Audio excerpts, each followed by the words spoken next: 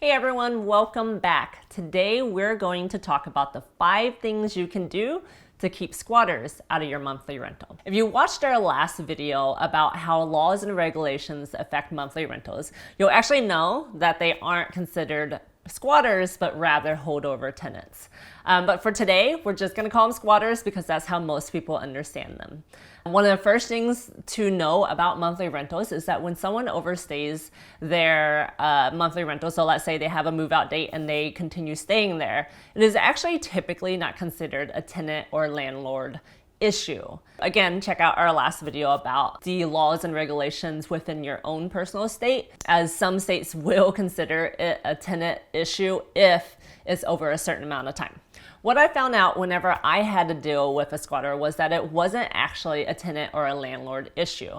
This is here in Texas. They were considered a holdover tenant who was criminally trespassing on our property. You can also check out in our link below of a blog post that goes through the exact steps and everything that happened when we had a holdover tenant and how we got that person out. So just a quick reminder, this is not legal advice. You should definitely seek out a local real estate attorney who can help you understand how the laws and regulations would affect your monthly rental. In my situation, my guest had a license to use the property rather than a lease to use the property. So these are the 5 things that helped my situation. Get everything in writing. So if you were to have a monthly rental and you decide you do not want to use any platforms, you need to make sure that everything is writing. And I'm not talking about text messages, because text messages typically are not recognized in courts. So either do snail mail or make sure you email them. If you are to use a platform like Home Ads, every interaction and every message that you have with a user on our platform gets emailed to that user already, and everything is recorded on our platform. Do not give out your personal information. This makes it a lot easier if things go south and that person then is starting to harass you about the property or anything of that sort. It really keeps the headache away from situations when it is a little bit more high conflict. On Home Ads, we never give out your personal information as a host. Number 3, make sure you have clear booking invoices.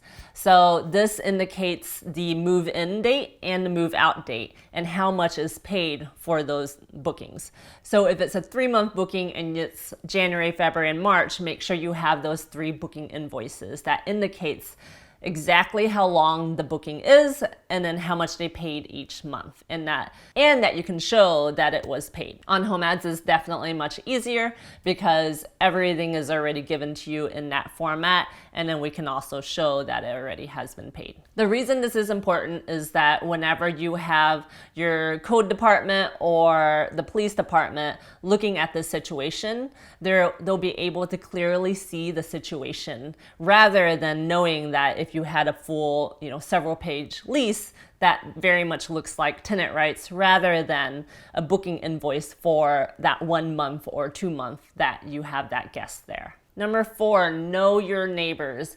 This is important for short-term rentals, but also for monthly rentals because they're always the one watching, right?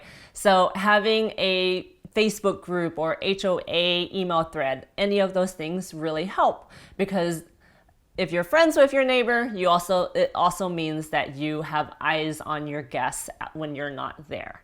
So very important for you to have good relationships with your neighbor so that not only do they know what's going on with your property, but also if something goes bad, they have your back. Number 5, lacks tenant rights.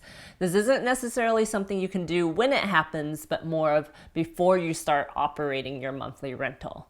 This helps out so much because then you have a certain framework that you can work with that is more in favor for you as I guess I would say landlord, but it's actually not even a landlord. It allows you to keep yourself from becoming a landlord.